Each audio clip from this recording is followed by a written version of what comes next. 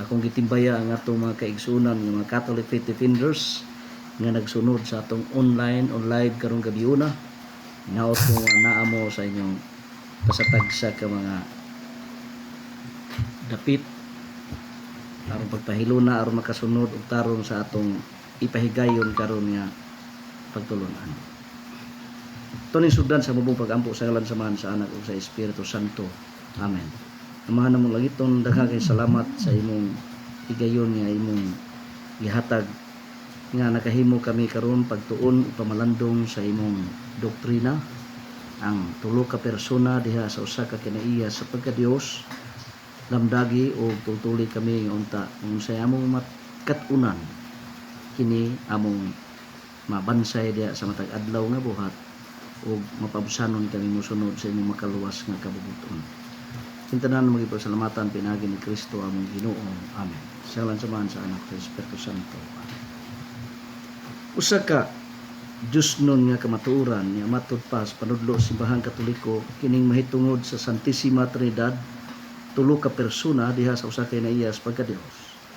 Sa pagkatinuod ang simbahan sa tumang pagkamapabsanon nagasalig lamang sa lamdag ug giya sa Espiritu Santo kay katumanan man sa saad ni Jesus sa San Juan 15:26 ug San Juan 14:26. Ipadala ko kaninyo ang malalaban ng Espiritu sa kamatuoran ug siya ang tanan, siya ang mapahinumdom sa tanan nga akong gitudlo kaninyo. Mga kining misteryo sa Santissima Trinidad dili ni matugkad ni bisan kinsa, gawas lamang sa Dios. Kaya siya lamang ang makasabot o makatugkad sa iyang kagalingon. Unsa may basihan sa simbahan Katoliko nganong doon naman siya ning matangas pagtulunan o doktrina nga dunay tulo ka persona sa usa lamang sa pagka-Dios. Now, atong sayran niya gitawag ni teolohiya o revealed mystery sa kamisteryo nga ang Dios gyud mo'y mibuot niya mo'y mapadayag niini sa parlance of theology, sa lingwahe o kinaadman sa teolohiya. Nagtudlo nga kining misteryo matud pa it is partly hidden and partly revealed. Nga buti pasabot nga katunga natago kay ang Dios sa iyang pagka-misteryoso nga pagkamao, God is a mysterious being, dili magyud matugkad ni bisan kinsa. Matud pa sa Roma 11:33, kinsa ba'y makatugkad sa kinaadman sa Dios? Partly revealed doon kay mibuot ang Dios nga dunay mga kamatuoran nga iyang ipadangat ug ipasupot sa katawhan mahitungod sa iyang kaugalingon, ilabi na sa makaluwas nga kabubuton alang sa katawhan. Munang kining napadaya mo ni gitawag og revealed mystery. Usa ka Dios nun nga kamatuoran nakaplagan nga diha sa Dios dunay tulo nga nagalungtad nga persona nga mao ang Amahan, Anak ug ang Espiritu Santo. Muning atong sayran og hinumduman nga ang simbahan na malandong niini sa kanunay. Kanunay siya ni atim misulay sa paghatag og pamaagi nga kining maong revealed mystery gitawag natong Santissima Trinidad atong masabtan, mapamalandungan kung unsa may gipadayag sa Dios alang kanato. Munang una sa tanan, ang simbahan migamit og mga pananglit, itawag na siya analogical or analogy, ihimplo, pamaagi aron madali ug masayon alang nato ang pagpamalandong ilabi na sa mga Dios nun ug lintunganay nga kamatuoran nga nagpunting mahitungod niining gitawag nato og Santissima Trinidad. Unang ihimplo nga gigamit mahitungod niining maong Santissima Trinidad, ang kuha lang nitag usa ka example sama ng kandila, usa ka kandila nga gidagkutan. Ang kandila kung atong lantawon ug tan-awon nato dunay kanang wax, unya duna say pabilo, unya ikatulo dunay siga. Ang pangutana pila ka kandila? Ang tubag usa ka kandila pero gilangkuban sa tulo, wax, pabilo ug ang nagsiga nga pabilo. Lain nga example o ehemplo nga gigamit sa simbahan analogy ang triangle o triangle. Sa usa ka triangle dunay tulo ka anggulo. Pero di ka makaingog tulo ka triangle. Baliko na ko, sa usa ka triangle dunay tulo ka anggulo. Unang gitawag og triangle. There are three angles in one triangle. Sa to pa usa ka Dios, tulo ka persona. Katapusan og laing analogy o ehemplo nga atong tan-awon na gamit simbahan. At aron dali og sayon kay sabton us tulo ka baso pareha gidakon unya pareha kay gidaghanon nga gisudlan og tubig. Now, kung ato ning husayon og subayon, ang utana tag pila ka baso, dunay tulo ka baso. Pila ka tubig, usa ka tubig nga naa sa tulo ka baso. So, tulo ka persona nga nagkahiusa diha sa usa ka kinaiya sa pagka-Dios. Muna gitawag og analogy or ehemplo aron masimplify kung unsa tong gipadayag nga Dios nun nga kamatuoran nga nagtumbok sa pagtulun-an sa Ginoo aron ang tao nga makasabot niini mo'y makahatag kaniya kadasig o giya sa pagtuman sa makaluwas nga kababuton sa Dios. Ikaduha nga atong subayon ang balaang kasulatan. Daghan kay mga utana moingon nga ang Santissima Trinidad dili mabasa sa Biblia. Pero alang sa tanan ako ipahinumdum nga kining pagbasa sa Biblia dunay daghang mga pamaagi. Dili lang kay kanang gitawag og explicitum, verbatim, litra por litra nga mo'y kasagaran nga paggamiton sa atong mga kaigsunan ilabi na mga dili Katoliko gusto gud nila nga word for word, litra por litra nga mabasa diha sa Biblia. Naalang sa inyong kasayuran nga kining pagtuon sa kasulatan ang Biblia matud pa dunay daghang mga pamaagi. Duna say gitawag og implicitum. Usa man ang implicitum. Basahon ang litra apan sabton ang kahulugan. Bisan tuo dili mabasa ang litra pero ang kahulugan naa nagalungtad. Manang nagingon sa Nehemías 8:8 og sa San Mateo 24:15 ninyo nagasulatan nga kinahanglan kung magbasa kamo sabton ninyo ang kahulugan. Una ko mangutana mo doon na ba'y mahambasa litra por litra pulong Trinidad o Trinity diha sa Biblia sa teksto sa Biblia. Ang atong gigamit sa pagtubag dili litra por litra kundi dili gitawag atong implicit sabton usab ang kahulugan. Now, may ning atong paklion una sa tanan. Kining magsugod ta pagsubay sa Old Testament, no? Ang daang tugon. Dinhi do di mabasa literally word for word pulong Trinity o Trinidad pero naa masabtan masabot ang kahimtang. Sama pananglit sa Genesis 1 versikulo 26.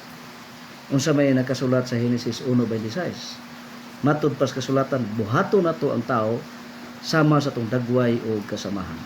Now hinumdumi nga there is only one God. Pero ang teksto plural in form kaya ang gigamit nato dili nako na usara ang Dios dapat unta ningon unta nga buhaton nako ang tao sama sa akong dagway o kasamahan. Pero ang teksto plural in form buhaton nato ang tao sama sa dagway sa atong dagway o kasamahan. Nato atong dagway o kasamahan. Meaning matud pas panudlo simbahan labi na nga atong mga santos sa simbahan nanudlo nga ninihigayon na ang tulo ka persona, ang first person of the Holy Trinity, ang Amahan miingon ngadto sa laing duha ka persona, ang Anak ug ang Espiritu Santo munang nato ang gigamit kay dunay tulo ka persona diha sa pagka-Dios. Munang teksto nga atong putloon diha sa daang tugon. Doon na pa'y daghang mga teksto sama sa Genesis 18. Ang mga santos padres simbahan nabasa na ini ilang gipamalandungan gamit ang allegorical nga pamaagi pasabot itagaan og meaning ang teksto dili lang kay literally diha sa Genesis 18 si nakita ni Abraham nga dunay tulo ka tawo pero matud pa ang interpretasyon sa simbahan kini nagpasabot sa tulo ka persona. Ayan ay atong subayon ni Genesis kapitulo 18 sa pagpakita sa Ginoo diha sa dagway sa tulo ka tawo. dito sa gitawag og Mamre, no? Dinhi sa kapitulo 18 sa unang basahon sa Balaang Kasulatan. Ato ning lion sa makadali. Katong tulo ka mga tao nga nakita ni Abraham matud pa dagway sa tao. Uning ato hinuduman nga mubasa tag Biblia dili sa kanang literal nga pagkabasa, no? Ang atong batunan sa kanunay. Anyway, ato lang dali katag balik unya ang maong teksto katong dito sa Mamre nga panghitabo. Atong gituyo ang pagpakli sa ubang mga sitas sa Balaang Kasulatan aron mo ni atong himuong springboard o sukaranan sa atong pagpamalandong. Kini dayang Santissima Trinidad dili mabasa word for word diha sa Balaang Kasulatan, pero ang kahimtang ug kahulugan na. Now, sa dili dita mo padayon sa unahan, labi na diha sa bag-ong tugon, atong sayran nga ang simbahang Katoliko sa kanunay uban sa giya ug lamdag sa Espiritu Santo. Nihimo pud siya og iyang mga pamalandong hatag sa katin-awan ginamit ang realidad nga naa nagalungtad ug dali sabton sa tao.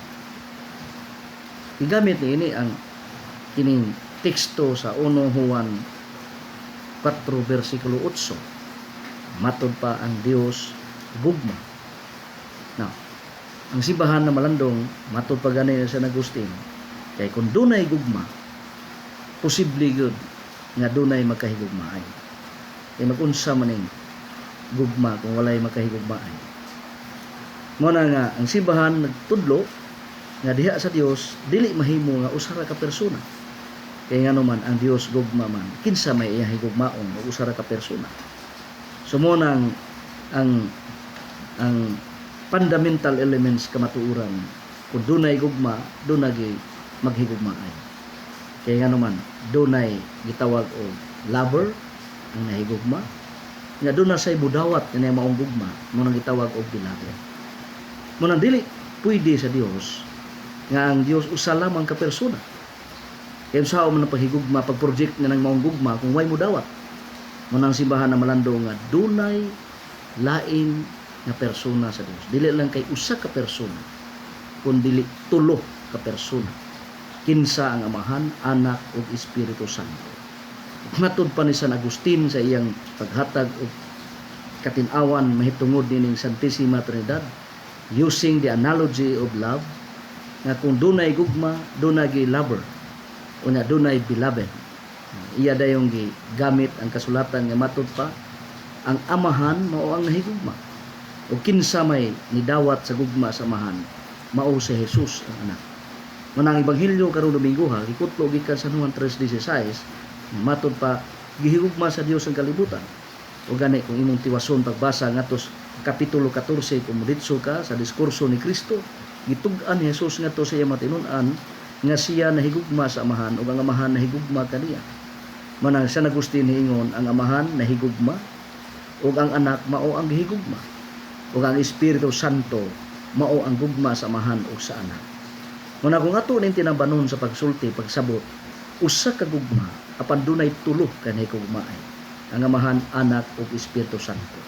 Munang dili pwede nga diha sa Dios usa lamang ka persona. Bisan tuod o nagkanalain sila sa pagka-persona, ay ang distinction nila ang pagkaamahan dili man mao ang pagkaanak. So kung mangutana tag unsa may kalainan sa Amahan o sa anak diha sa pagka-persona, tubag na ang pagkaamahan.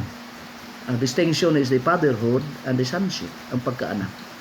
Mo nang mga binati ko magaigsunan, akong gingon sunahan nga dili mabasa literally ang pulong Holy Trinity, pero ang kahimtang naa masabot diha sa Biblia tungod kay kini gitawag og revealed mystery. Nga Dios gud mismo mo'y mingbuot nga kini iyang ipadayag. Munang mabasa nato sa Biblia daghan kitag mga teksto diha nga atong mabasa napay matuod nga kining tulo ka persona na hisgutan. Sama pananglit sa San Mateo 28:19-20 ningon sa Jesus panglakaw kamo ngadto sa tibuok kalibutan, bunyagi sila sa ngalan sa Amahan, sa Anak ug sa Espiritu Santo. Gimensyon ang tulo. Mahibong ka ang gigamit sa ngalan, pero tulo ang gimensyon. Bunyagi sila sa ngalan, wa man ingog sa mga. Ang gigamit niya ay singular, sa ngalan. Pero mahibong ka, tulo ang gimensyon. Amahan, Anak ug Espiritu Santo. So plural in form but singular in meaning. Mubalik dugtong sa Genesis 1:26 nga matud pa buhaton nato ang tao sama sa atong dagway ug kasamahan. Tanawa, usara ka Dios pero nato ang gigamit. So dunay daghan pang laing mga teksto dias balaang kasulatan. Sa pagbunyag ni Jesus pananglit, no?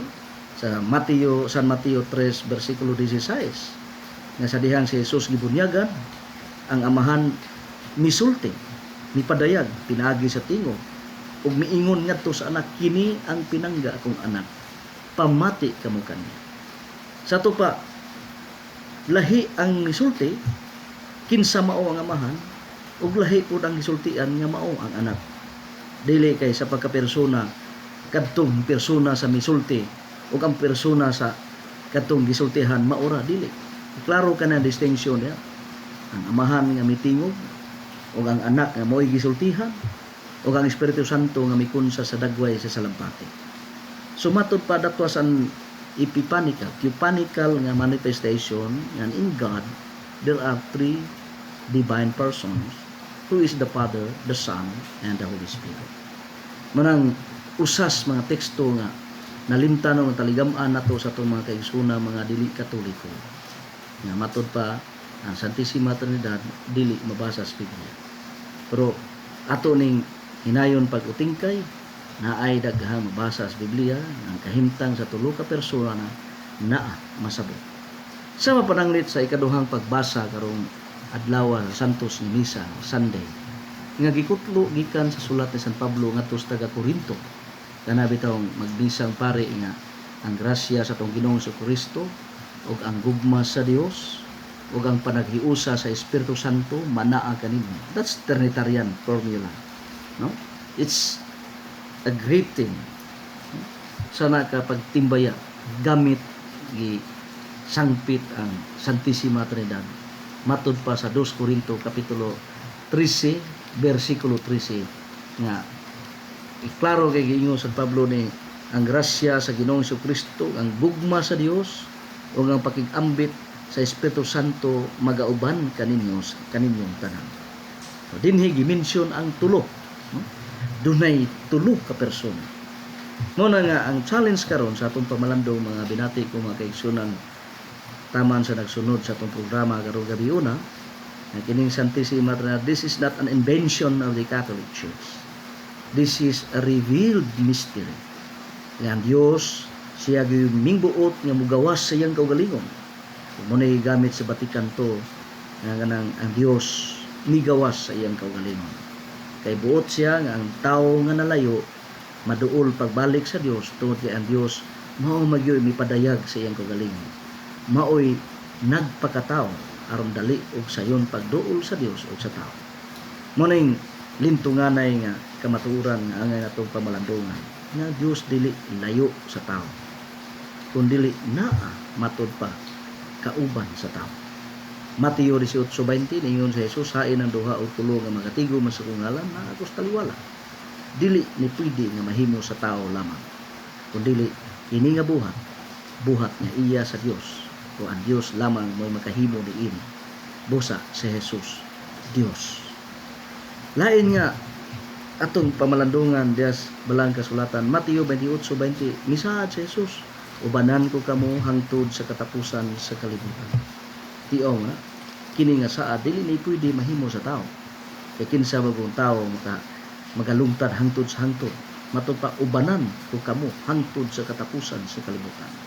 Meaning panaad nga ang Dios lagi makahimo niini. Therefore si Jesus Dios.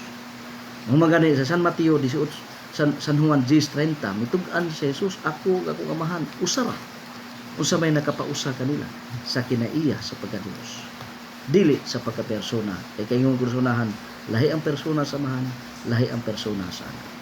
Now sunod niya atong tan-awon mga binati ko mga kaigsunan nga nagsunod sa itong programa.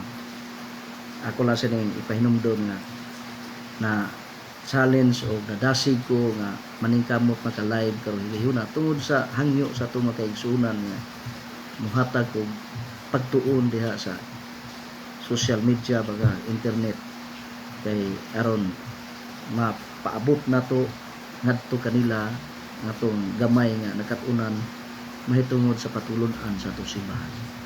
Uban sa panginaot sa akong pag-ampo nga unta pabusanon tang maminaw bisan tuod sa atong pagkamakasasala.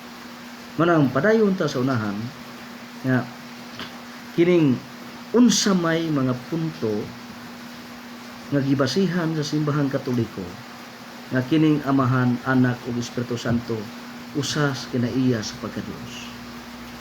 Tungod kana sa kining matud pas teolohiya attributes gali sa ato nang binisaya sa kung tinamban og yano nga pag saysay kana bang kinaiyahan nga ang Dios lamang mo'y makapangangkon nga dili na pwede batunan sa tao sa mapanangnit kining attribute nga gitawag og omniscience nga nasayod sa tanan.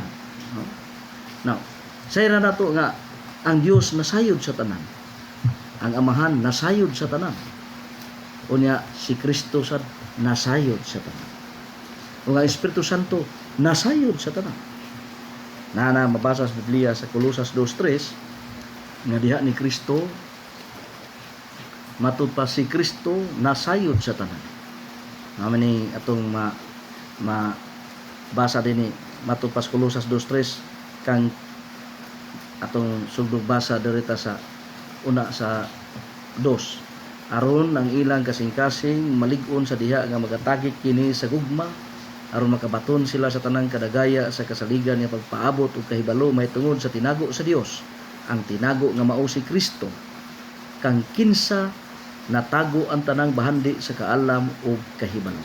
Sa gani diha ni Kristo naa ang kaalam ug kahibalo. Ya, nahibaw nasayod siya sa tanang mga butang. Na San Juan 16:30 naingon ang kasulatan may nang pakliu na to San Juan 16:30. Teksto nga nagmatuod nga si Kristo nasayod sa tanan. Ato ning hinayo na to pagpakli. 16 verse 30. Ug nasayod na kami karon nga ikaw nahibaludi ay sa tanang mga butang. Ug nga ikaw dili na kinahanglan nga pangtan-on pa ni bisan kinsa. Tungod dinhi kami nagatuo nga ikaw gikan sa Dios. Sa gani si Kristo nasayod sa tanan. Nga kini attribute Dios lamang ang makabaton niini. Busa si Kristo Dios usag kinaiya sa Amahan. Nga Espiritu Santo nasayod sa tanan. Nasa sulat ni San Pablo ngadto sa taga Corinto, kapitulo 2. Ato ning susihon ng mga teksto nga atong gipagpakli pagmatuod. Atong hinumduman nga ang Dios lamang mao'y makatugkad sa iyang kaugalingon. Walay ni bisang nilalang o ni bisang kinsang binuhat sa kalibutan nga makatugkad mahitungod sa kinahanglan sa Dios. Ang Dios lamang mao'y makatugkad sa iyang kaugalingon. Ug matud pa sa unang sulat ni San Pablo ngadto sa taga Corinto kapitulo 2 bersikulo 10 ngadto sa 11 nagingon sa Pablo nga kini gikapadayag sa Dios kanato pinagi sa espiritu kay ang espiritu nagatugkad man sa tanang mga butang lakip sa mga kinahanglan sa Dios kay kinsa bang pagkatawhana ang nasayod sa mga nahuna sa tao gawa sa espiritu nga naa niya ng tawhana. Maingon man usab walay bisan usa nga makasabot sa mga nahuna sa Dios gawas sa espiritu sa Dios. Unsa gani? Ang espiritu mao lamang ang makatugkad sa Dios. Sa ato pa kining maong attribute o kinayahan nga makatugkad sa kinahanglan sa Dios. Kay nga atong premise ganina to sukaranan ang Dios lamang mao'y makasabot o makatugkad sa iyang kaugalingon. Therefore, ang Espiritu Santo Dios. Mao po na mabasa sa Salmo 104 versikulo 30.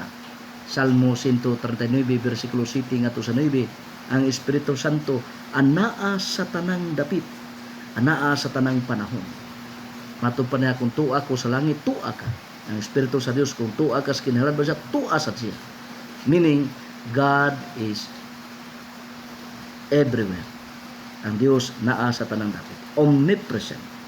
Si Kristo mi-claim sa dana. Ingon sa hay ng duha o tulo magatigom sa kungalan, ako sa taliwa. Ubanan ko kamo hangtod sa katapusan sa kalibutan. Ningon si Jesus ana. Saad na nga ang Dios lamang makahimo ana. Therefore, si Kristo Dios, ang Espiritu Santo Dios, pero wa magtudlo ang simbahan tulo ka Dios, kundi usa ka Dios apan dunay tulo kada kan laing persona. Kinsa persona samahan sa Anak ug sa Espiritu Santo. Now, ang simbahan naghatag og pamaagi aron pagsabot og pag-ila haan asa aning tulo, no? Munang doon na sila'y misyon o tahas. Munang sa natad sa teolohiya nga pagtuon, doon ay mga terminolohiya nga gibutang simbahan aron mo tudlo ug mo pahinumdom kanato unsaon pagpahigayon nga makasabot tas pagtulunan. Doon ay gitawag og ad extra o ad intra diha sa Santissima Trinidad. Ningon gitag ad intra buto sabot sulod, ad extra gawas. Mo nay terminologies nga gigamit sa ibang Katoliko aron paghatag og distinction nilang tulo ilabi na sa ilang mga tahas o misyon. Ningon gitag ad intra, dunay gibuhat sa usa ka persona nga wala buhata sa usa. Mo nay gitawag og ad intra. Unsa man pananglitan ang pagpalansang sa cross. Dili ang amahan mao'y gilansang, kundi ang second person of the Holy Trinity mao'y gilansang sa cross. Mo na gitawag og ad intra nga gibuhat sa usa ka persona apan wa buhata sa usa ka persona. Laing example ad intra ang gimabdo sa mahal nga birhen, ang second person of the Holy Trinity. Dili ang Espiritu Santo nga persona o ang amahan nga persona maoy gihimugso ni Maria. Ad extra, unsay gibuhat sa usa, gibuhat na sa tanan. Sama panalit ganina nga kung kutlo nga teksto, buhato na to ang tao, sama sa tong dagway o kasamahan. Ad extra, ang tulo ka persona mao gyud responsable nga naghimo ni ana. So mo nang dili angay nato ikalibo. Nya, kung arita sa ikaduhang persona nga mao si Jesus, kinsa sa tulo ka persona ang ikaduha mo ay nagpakatao. Busa si Kristo nakabaton og duha ka kinaiya pagka Dios ug pagkatao. Kung dili angay nato libugon nga sa iyang pagkatao, mukaon, gutomon, uhawon, kaya naman matuod nga tao gawa sa sala. Muna mga binati ko magkaigsunan, usa ka misteryo nga gibutan sa Dios, partly revealed but still remain hidden. Nga naman ang Dios lamang mao'y makatugkad sa iyang kawalan. Nawapaunta nga kining atong tinagsip ng mga punto sa atong pagtuon o pamalandong karong taknaa sa kagabion, nakahatag kaninyo giya uban sa pangindahay kadtong mapabusanon nga mukat-on sa kamatuoran Dios nun, unta sa kanunay magasunod sa hagit sa kinabuhi uban sa kusog nga ihatag sa Dios despite o in spite sa atong pagkamakasasala. Nawapaunta nga sa sunod higayon uban ta nining atong hamugo nga programa sa social media, sa atong messenger ug mga adlaw kita-kita gid gihapon ta alas 7 sa gabi. Nawapaunta og sa kanunay ang Dios magauban kaninyo og mga panalangin. Sa ngalan sa Man, sa Anak ug sa Espiritu Santo. Amen.